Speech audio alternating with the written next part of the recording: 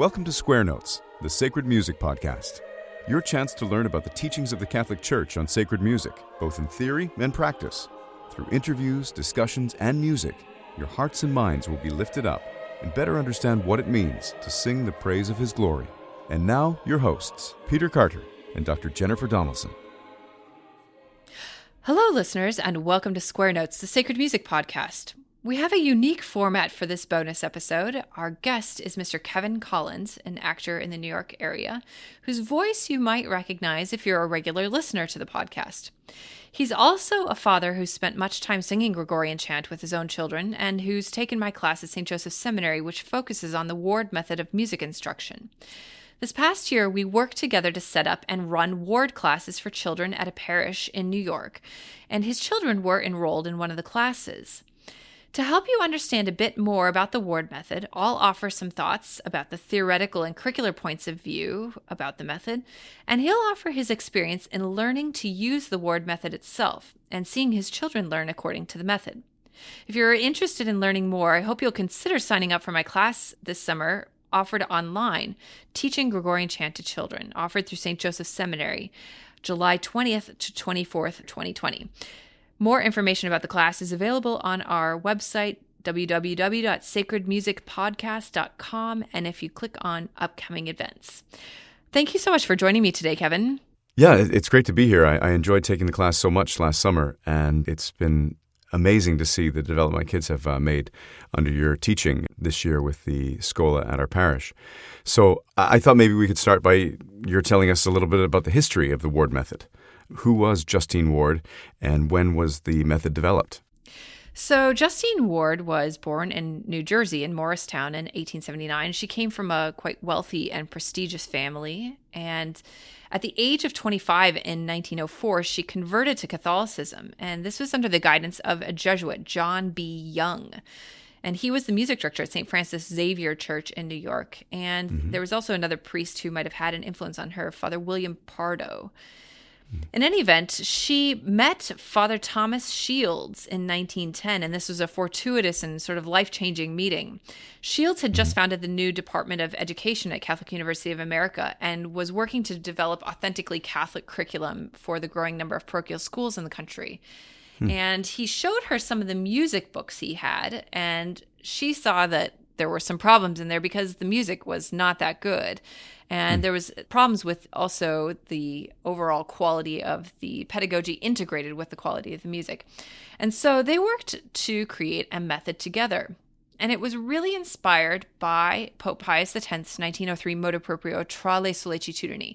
For Mrs. Ward, this document was life-changing. She encountered it before she was a Catholic, and then it had a profound impact on her as she became Catholic. She had a strong interest in sacred music, in the development of children in sacred music, and it really became the driving force in her life. And essentially, she wanted to help children do precisely what Pope Pius X was talking about in the motu proprio and take an active part in the participation of the liturgy through Gregorian chant. So the sight singing element of the Ward method was based on a Parisian school of sight singing developed by Gallin and Chevet. And she worked with Father Young on many of the musical aspects of the method, and Father Shields really developed the pedagogical aspect. And Father Shields' sort of philosophy of education saw the role of emotion and affect in forming children, and particularly the role of music in forming these aspects of each individual person, with the goal of bringing up children in faith and virtue and setting them on an integrated, happy, and holy life bound for heaven. Here's a quote of his from an article in the Catholic Educational Review. He said, "The real foundations of character are not to be found in the intellect, but in the emotions and the will properly enlightened through the intellect. And it is through music and art that the imagination and the emotions may be reached and effectively developed." So after some time, Mrs. Ward in 1916 founded the Pius X Institute of Liturgical Music at Manhattanville Academy in New York. And through it, with Mother Georgia Stevens, she formed numerous teachers and students in her new method, of music education. And it sort of came to an early culmination in 1920. They had this International Congress of Gregorian Chant. It had taken place in some other places before, but in 1920 it happened in New York at St. Patrick's Cathedral. She invited Dom André Maquereau from Solesmes to direct choirs and give sessions. And she said to him in her invitation, which is kind of an insight into Catholic life in the early 20th century in the United States. She said, "You are going to open a whole world of beauty for us, dear Dom Maquereau. We have never known liturgy in America. It is ignored rather than neglected. It has to be created here. What a joy and what an honor it is that you accepted to guide our first steps. And it is the first steps that count." So I think Mrs. Ward can really be integrated into the whole vision of the liturgical movement of the 20th century, starting with its origins in the 19th century and then developing, especially through Pope Pius X's Motu Proprio Charles Soleci Tudini, into this sort of flowering of attention to the liturgy as the means of vivification of every aspect of Catholic life.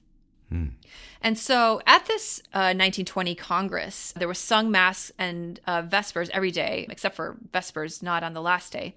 And at Mass, for example, the proper of the Mass, for example, the introit, gradual, etc., that was sung by seminarians. And then the ordinary of the Mass, the Kyrie, Gloria, etc., was sung by priests, nuns, seminarians, and students. And then the two groups would alternate back and forth for the singing of Vespers. And these seminarians came from all over the Northeast and the Midwest, including seminarians where I teach at St. Joseph's Seminary in Dunwoody.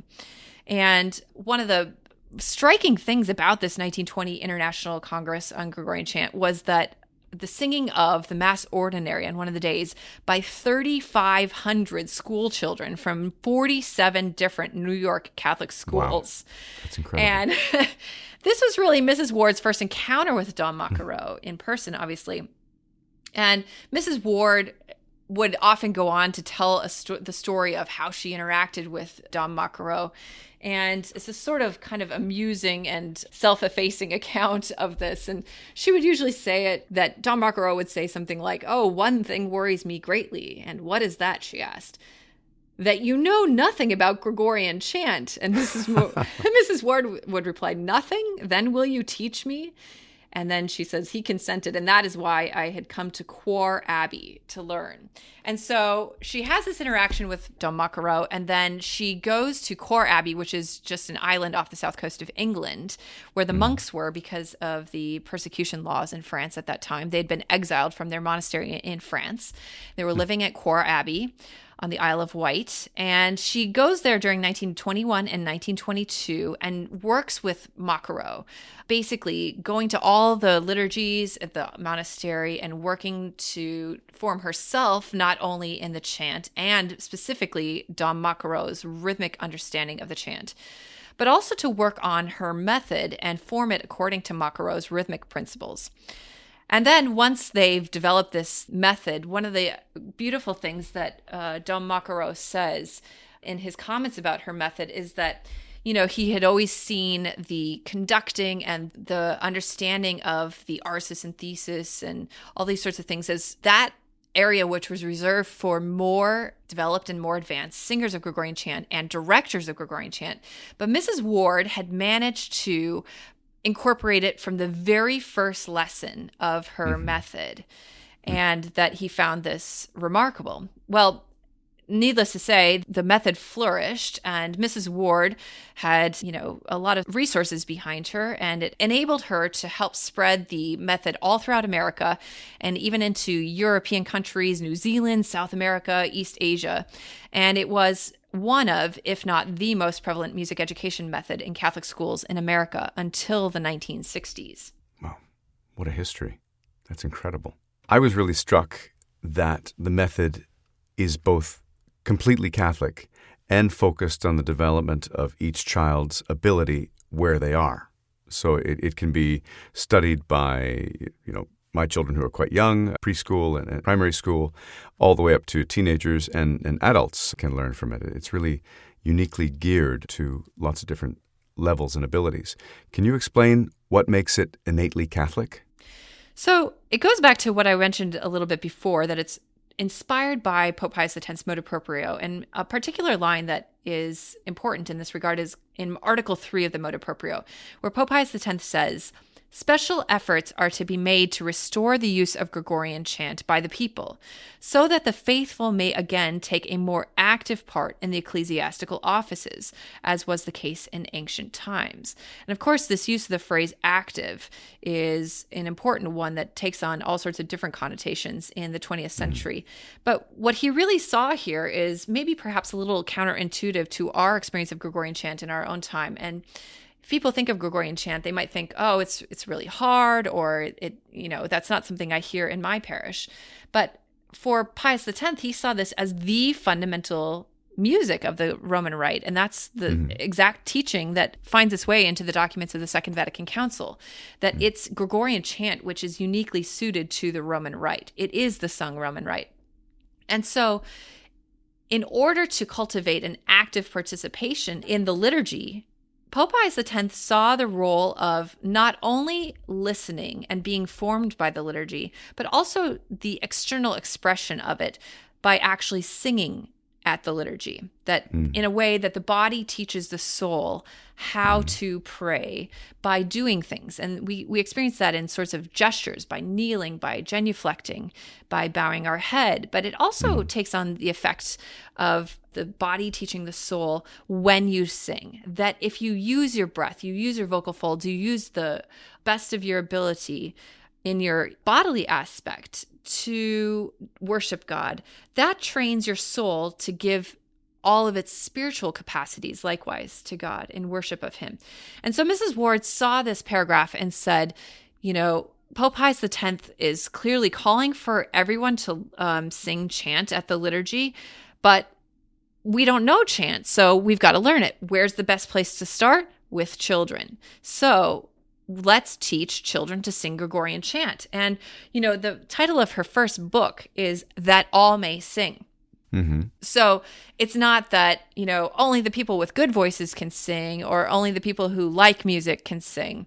And this is an important insight for us, too, in our understanding of music, especially in the modern times. Music classes in schools have been kind of considered just as something fun, or, a creative outlet for children, or a break for the regular teacher so that they don't have the kids in the class all day. But the idea of developing each child's ability to sing is important, that we not only do this as a sort of amusement, but there's a goodness in learning how to sing. And maybe some people have had the experience. I certainly know of a lot of people who have that, they were preparing for some music program when they were in second grade, and they were the kid who couldn't really sing very well. So the teacher told them, just mouth the words and let everyone else sing, and then they never sing again in their life because they think that they can't sing. Sure. But it's psychologically and physiologically normative for people to be able to sing.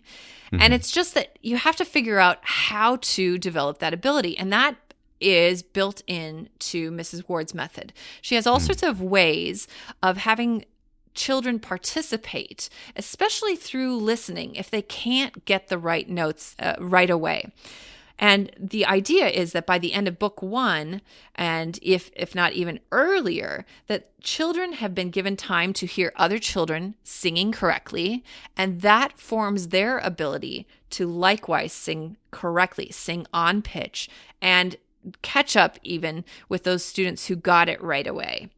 So this idea of that all may sing is a sort of practical one, but it also has that spiritual element, that you don't go to Mass just because you're the person who likes Mass. So you don't worship God just because you're the kind of person who is particularly given to worshiping God. No, every person is called to this. And this is a means that Pope Pius X encouraged, the act of singing, as having a profound effect on the human person's ability to worship and participate in, the heavenly liturgy of Jerusalem on this side of heaven. So the method recognizes the differences of individual children as well as the importance of artistic education as a sort of human perfection, which leads one to holiness, virtue, and ultimately heaven. And of course, You can get to heaven without singing well. Thank God. Singing well is not some prerequisite to get to heaven. But when you look at it as a sort of development of the capacities that God gave you, it's something that sets your soul and your body towards heaven. And that's ultimately the goal of Catholic education, to get to heaven.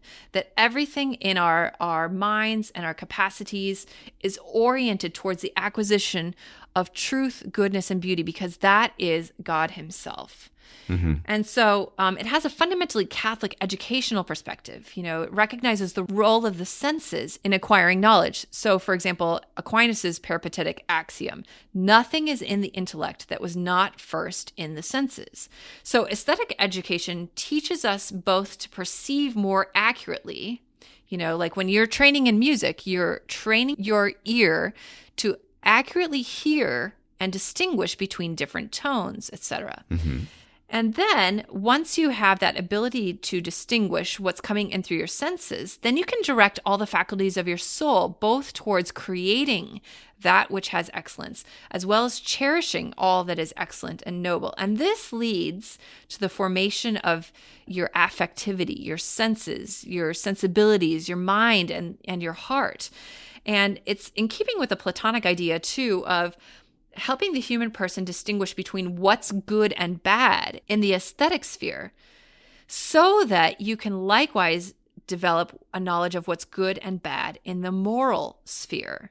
Definitely. And what comes to the fore, especially in Father Shields' philosophy of education, is that there's an integration of the intellect with the emotions, leading one towards truth, beauty, and goodness, and that music and art play a specific role in this integration towards human flourishing and wholeness. And so music that's used in the method is music that's ultimately excellent, and any music that has excellence points towards God. In this curriculum, it's chant, it's great folk melodies, it's excellent children's tunes. That's wonderful. It makes a lot of sense with what I've seen from the students you're teaching. I think I see all those things happening with the students. That's great. What are some of the basic pedagogical principles that the method employs? Basically, you give content that is appropriate to each stage of a child's development and in a style that's appropriate to each child's stages of development. And these are kind of outlined in the Ward method as three fundamental stages. First, there's imitation, that the child imitates in some way what the teacher does. And this is an experiential process that leads through the senses, like I was just talking about, to understanding. And then there's an understanding which leads from things that are known to the unknown. There's a growth of the human person. And fundamentally, it's a learning by doing. The Ward method is fast-paced, and everything kind of takes the form of a little game. It's predictable enough so that children know what to expect, but then it has elements of discovery and surprise, just like any good children's game, right? Like the children know the rules of how it goes, but yet there's a fun in discovery of the individual presentation of it each time you play the game. And if anyone's studied educational philosophy, in the modern parlance, it's kind of referred to in the style of curriculum called a spiral curriculum. And in the Ward method, basically each musical element is taught separately. You teach tones separately from rhythm, separately from reading, and then everything's combined into a song at the end. So in the Ward method, children learn to recognize musical tones. They understand tonal relationships. They transform their speaking voices into agreeable musical instruments, is how Mrs. Ward and Ted Marier put it. Agreeable musical instruments. And this is a really important point, that a lot of music that children listen to now encourages them to sing in their chest voice, which is the same voice that's used to speak. And one of the fundamental things that you have to develop when you're developing the ability to sing is the ability to sing in your head voice, or this voice that is just much higher than your usual speaking voice. And then there's an appreciation of the world of ordered movement, and that in Makaro's understanding of music is what he calls rhythm. There's the development of the ability to read music in both modern and chant notation using a movable do system. the development of musical independence through improvisation and composition, and also obviously the development of reading ability. There's the development of basic and in the upper grades, sophisticated musical skills that are preparations for the disciplined renditions of great music. Children learn to share intimately in noble works of musical art. They study it, they appreciate it, and they perform it. All three of those are important. You can't just appreciate music. I often like to use the analogy, that you have to actually study and be able to perform music in the same way that, if you had a child going to school and they were in math class, you can't just appreciate good math. You have to be able to do good math, and that's what Right. parents expect. You would never hear a principal pitch a school saying like, well, our kids can't really do math, but they really appreciate it when someone else does their times tables well. Sure. Sure. Yeah. That just comes across as totally ridiculous. And Exactly. the same thing has to be considered when there's the study of music. Of course, everyone has different abilities, but are you really cultivating the ability of each child to do music to the best of their ability? And finally, there's the discovery of the rich heritage of religious music preserved by the church for liturgical use throughout the centuries in the method. That's great. When I think back to last summer and taking your class, we spent a lot of time learning about and working for a smooth delivery of each of the elements of a ward lesson for kids. Could you go over what some of those different elements are in a lesson? Sure. So each element is, again, individual musical element kind of broken down, and then they're combined at the end. So one of the first elements in every lesson is vocal training, and this is like a vocal technique development, and it's focused on the head voice, and it uses the syllable nu to accomplish this. And this is also developed in other parts of the lesson through sorts of calls and responses, like the teacher has a musical question and students give a musical answer. There's also something called an intonation, and it's a presentation of logical patterns in initially the diatonic major scale, and then it goes into other scales and modes.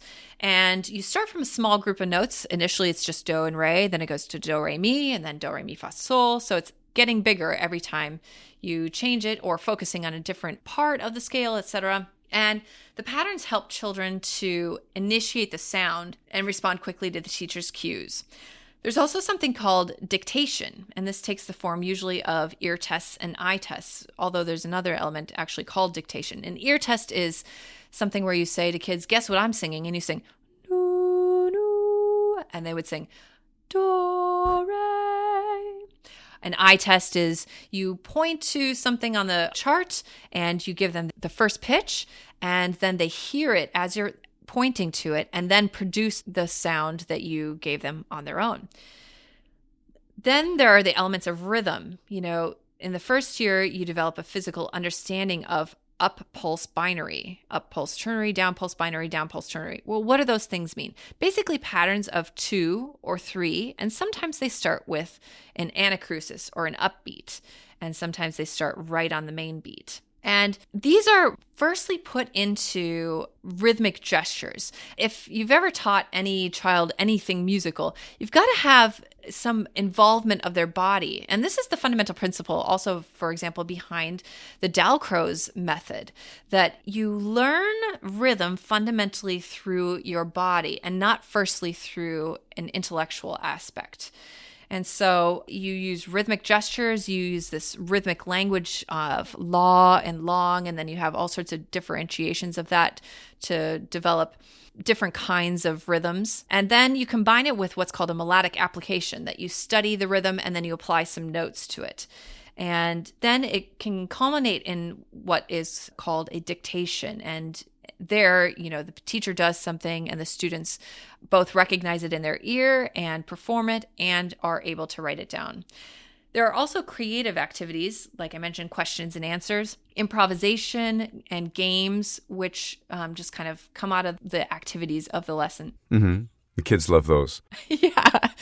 I always love those things too. And it's funny how I'm always surprised by the simplicity of what children enjoy. Like, you don't have to be a genius to think of things that are interesting and fun for kids. Once you embed them in the experience of actually understanding and creating and doing music, the simplest things can bring about pleasure. They love getting it right. They love finding the answer, and it comes out of them. It's not just an intellectual. They're not finding an answer that's like a math problem or something like that. They're creating the answer with their bodies and their voices, right? And they just get such a thrill out of it. It's great to watch. All of these elements, as I mentioned, culminate in the repertoire portion. So students prepare different rhythms, different melodic patterns, etc., and then they sing them in a song at the end of the lesson. Wonderful. So one other thing is that this method was developed to be used by the regular classroom teacher for 20 minutes each day, 5 days a week. And obviously, this isn't the setup in most schools that we have now. And teachers, once they really understand and can use the method, need to think critically about how it can be adapted to the modern schedule. You know, the fact that most schools don't have music every day, for example, or if you have a children's choir that's meeting outside of a school, you know, that you can't be meeting every day. And sometimes it's even only once a week. And that's something we talk about in the class at Dunwoody. But what might be interesting for our listeners is if you share with them a little bit about your experience in learning this method as a non-musician, but of course someone who can match pitch and sing. What was your experience in going through the method for your own musical development? Yeah, I primarily wanted to take the class to teach my kids at home, but I also have the great regret of my life is that I didn't do music properly and learn to play an instrument, and I would have loved to have studied music more in depth because I love it so much. So I was also quite selfishly interested in taking your class. I would say the biggest light bulb for me was thinking about intervals rather than notes. I think that my challenge with singing in the past when I was at theater school and doing choral singing and doing difficult music in that class was not being able to get the notes or find the note or get the right note or stay on pitch when we were singing in different parts. And it was always sort of elusive, Some people could do it, some people couldn't. But your class really made the notion of intervals very tactile, very physical, and with a focus on the body, really just made it a lot easier, which makes it more pleasurable. You're not worried about making a mistake. So that was probably the biggest thing for me in my own musical development. Yeah, in teaching this class now, it's one of the most fun things for me is watching other teachers develop this in the method and learn how to really enjoy, as a child would, just these simple musical elements. I always find it one of the most fun classes to teach. Oh, another thing that occurred to me is before taking your class, I think Gregorian Chant was an unknown world that I thought would be too difficult, especially because of the notes, the way it's the notation. They don't look like the kind of musical notes that I was used to seeing on a page. And I didn't get it, all these things about modes and how does it work? And it demystified Gregorian Chant. Yeah. So now when I listen to it and when I'm singing chants with my kids, it's a lot easier. It's demystified. It's more accessible. Yeah, that's great. Yeah. So what do you think other homeschooling parents or parents just interested in teaching music to their children might take away from studying the word method like you did? Well, it's fun, and if you want your kids to learn music, I think the greatest challenge for homeschooling parents is knowing what to do. Where do you start? What curriculum do you choose? How do you go about actually doing a class? And there's so much material out there on the internet and so much stuff to find. This is one program that parents can, and it's quite an easy program to follow. It's not complicated. Anybody can teach it. Your class, you taught it in a week to the teachers. So I think it's very easy to use. I think it's great for homeschooling parents. It can be done in small chunks. It's not too demanding. It's not overly intellectual. And it also dovetails nicely with kids who are studying other instruments, maybe at a professional school, taking piano or violin or something like that. But it doesn't require your kids can get great musical training without going to a music school. Yeah, it's an important point, I think, that this is a comprehensive music education method. And yet at the same time, it really develops those skills of improvisation, composition, the ability to produce music with one's own body that form the basis of excellence in studying the piano, studying the violin, studying the oboe, any of those sorts of things. Another thing that a lot of parents, you hear parents talking about, homeschooling parents, is that they want their kids to experience the patrimony of the church in the church's art and the church's music. And a lot of the ways we do that as parents is just by playing good music for them, or showing them paintings and taking them to churches and whatnot, or taking them to concerts or hearing it. But as you said, it's not just a matter of educating your taste is not just a matter of taking something in.